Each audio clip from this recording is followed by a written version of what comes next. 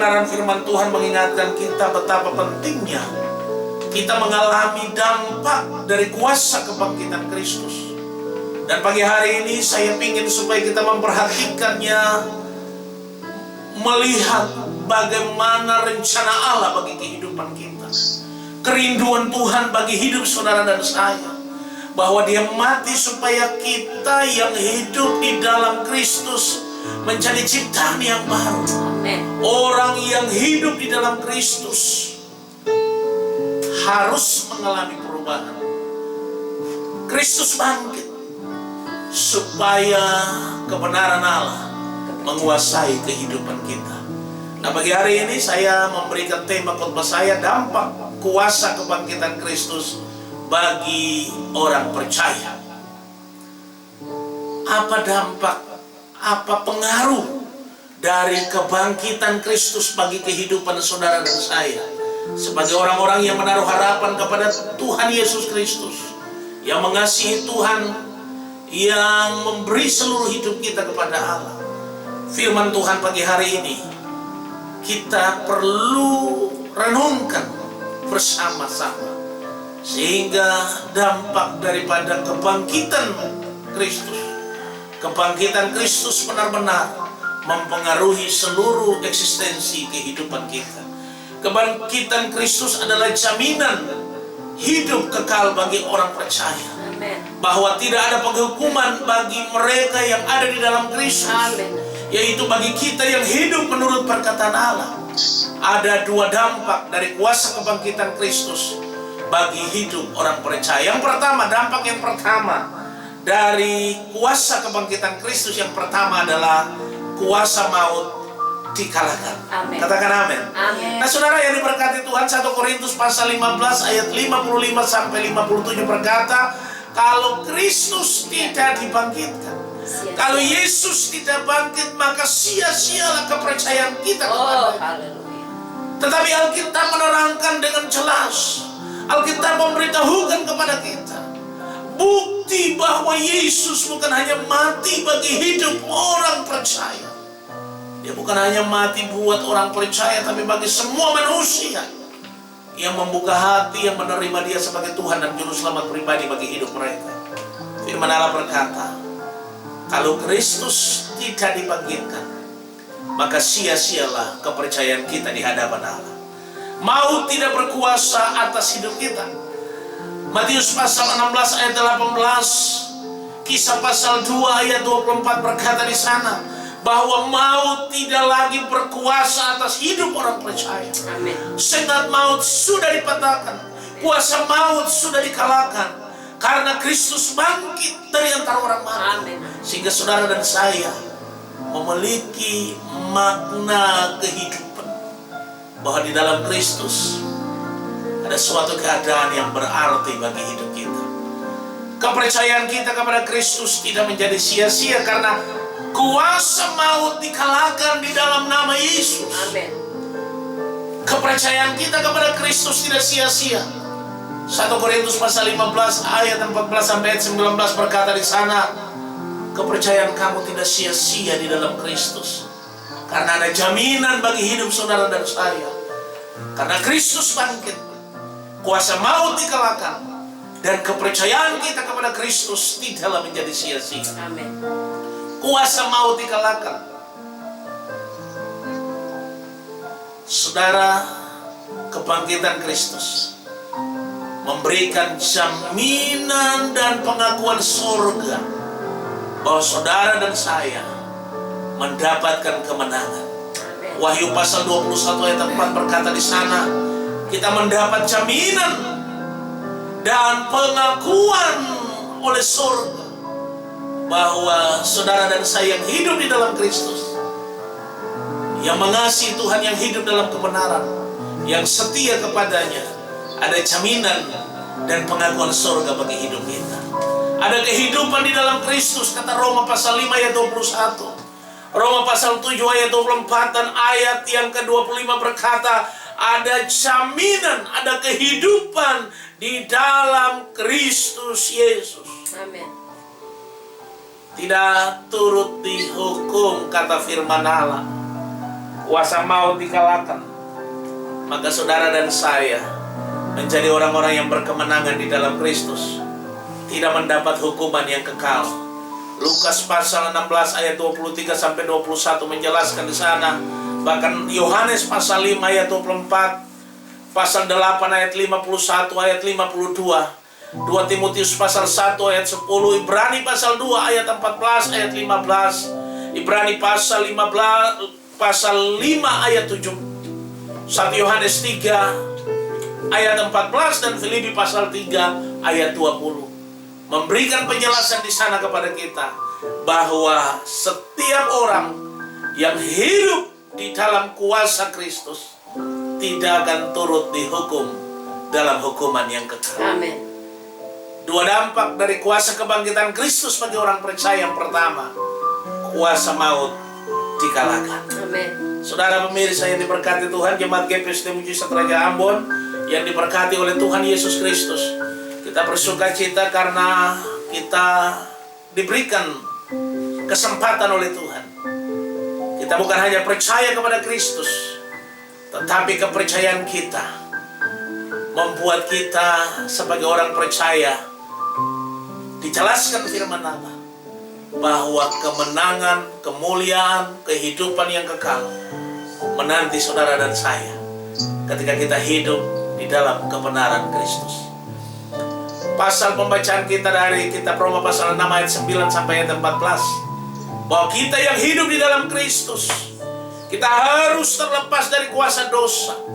Orang yang hidup di dalam Kristus harus tidak lagi koneksi dengan kuasa kejahatan, kuasa dosa.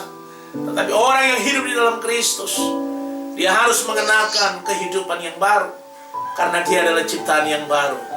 Menjadi kehidupan yang dibaharui, kehidupan yang dipulihkan karena akibat kebenaran yang kita lakukan di hadapan Tuhan. Saudara-saudara yang diberkati Tuhan, dampak yang kedua dari kuasa kebangkitan Kristus bagi kehidupan orang percaya bukan hanya kuasa maut dikalahkan, tapi bagian yang kedua saya jumpai di sini dari dua dampak dari kuasa kebangkitan Kristus bagi orang percaya. Bagian yang kedua adalah menjadi ciptaan yang baru. Tolong bilang kiri kanan Bapak Ibu, menjadi ciptaan yang baru. Menjadi ciptaan yang baru. 2 Korintus pasal 5 ayat 17 berkata, jadi siapa yang ada di dalam Kristus, dia adalah ciptaan yang baru. Amin. Yang lama sudah berlalu, sesungguhnya yang baru sudah datang. Roma pasal 6, pasal pembacaan kita tadi ayat 10 sampai ayat 14 bicara tentang kehidupan yang dibaharui, kehidupan yang dipulihkan di dalam Kristus. Ketika kita hidup dalam kebenaran, kita mencari ciptaan yang baru. Amin. Kita memiliki cara hidup yang benar. Efesus pasal 4 ayat 17 sampai ayat 32, pasal 5 ayat 1 sampai ayat yang keempat dari kitab Efesus. Kalau kita baca di sana, kita menemukan bagaimana kebenaran Kristus. Orang yang hidup di dalam Kristus, dia harus memiliki cara hidup yang benar. Amin. Tidak lagi hidup di dalam dosa. Efesus pasal 5 ayat 5 sampai ayat 9. Kita yang ada di dalam Kristus, kita tidak lagi hidup di dalam dosa, tapi kita hidup oleh kebenaran Kristus yang memerdekakan hidup saudara dan saya. Kita tidak lagi menjadi budak dosa. Efesus 5 ayat 10 sampai ayat 12. Kita tidak lagi diperhamba oleh kuasa dosa. Dosa tidak lagi menguasai hati, pikiran, dan kehidupan kita. Tapi dosa disingkirkan karena dampak dari kebangkitan Kristus bagi kehidupan kita. Kita menjadi ciptaan yang baru di dalam Kristus. Berbeda karena cara hidup kita. Efesus pasal 5 ayat 13 sampai ayat 21. Kita harus bisa menjadi kesaksian, menjadi berkat, menjadi teladan melalui cara hidup kita. Cara hidup kita harus berbeda dengan dunia ini, sehingga dunia bisa melihat Kristus di dalam hidup saudara dan saya. Menjadi ciptaan yang baru, ini yang menjadi kerinduan Tuhan. Jadi praktek hidup saudara dan saya harus serasi dengan perkataan Kristus. 1 Yohanes pasal 2 ayat yang ke-6 berkata, jadi saudara dan saya yang hidup di dalam Kristus, cara hidup kita harus sama dengan cara hidup Kristus. Amin. Kalau hidup kita menjadi teladan, hidup kita bisa menjadi contoh, hidup kita bisa menjadi kesaksian, maka Kristus dimuliakan. Tuhan dimuliakan dalam hidup saudara dan saya. Menjadi ciptaan yang baru berarti menjadi serupa dengan gambar daripada Allah. Menjadi serupa dengan Kristus. Roma pasal 8 ayat 29. Roma pasal 12 ayat yang kedua. Menjadi ciptaan yang baru berarti saudara dan saya dimintakan oleh firman Allah untuk kita menjadi serupa, segambar dengan Kristus. Saudara-saudara yang diberkati oleh Tuhan Yesus Kristus, biar makna kebangkitan Kristus memberikan arti yang luar biasa bagi kehidupan kita. Makna kebangkitan Kristus mempengaruhi cara berpikir kita, mempengaruhi perkataan kita, mempengaruhi hati kita, mempengaruhi perasaan kita. Makna kebangkitan Kristus mempengaruhi seluruh eksistensi hidup kita. Makna kebangkitan Kristus mempengaruhi seluruh tindakan saudara dan saya. Biar kebangkitan Kristus memberikan manfaat bagi hidup saudara dan saya. Yang pertama tadi saya katakan, manfaat dari kebangkitan Kristus yang pertama adalah kuasa maut dikalahkan. Makna kebangkitan Kristus yang kedua adalah menjadi ciptaan yang baru. Amin. Jadi dampaknya luar biasa bagi hidup saudara dan saya. Kuasa kebangkitan Kristus sangat dan harus mempengaruhi kehidupan saudara yang hidup di dalam Kristus. Tuhan kiranya menolong kita semua, biar kita sungguh-sungguh mengasihi Tuhan, sungguh-sungguh setia dengan Tuhan, sungguh-sungguh melakukan apa yang menjadi kehendak Allah bagi kehidupan kita, mengerjakan semua apa yang menjadi kerinduan Tuhan bagi kehidupan kita, sehingga kebangkitan Kristus tidak hanya sekedar dari tahun ke tahun kita rayakan, kita peringati. Bukan hanya kita memperingatinya, tetapi makna dari kebangkitan Kristus harus benar-benar mempengaruhi hidup saudara dan saya. Nah, saudara pemirsa yang diberkati oleh Tuhan Yesus Kristus, Jemaat GPSD Mujizat Raja Ambon, Tuhan kiranya menolong kita semua, memberkati kita semua, sehingga kita semakin maju di dalam Tuhan, percaya kepada janji Tuhan, dan terus mengasihi Dia, sungguh-sungguh dengan Dia, karena Dia berjanji, Dia tidak pernah berdusta, Dia akan menolong saudara dan saya, walaupun kita ada di tengah-tengah masa yang sukar, masa yang sulit. COVID-19 sedang merajalela seluruh bangsa-bangsa, bahkan Indonesia mengalami dampak daripada COVID-19. Saya mengajak seluruh jemaat GPSD Mujizat Raja Ambon untuk mengikuti himbauan pemerintah, supaya kita menjadi orang-orang yang bisa menjadi contoh dan teladan.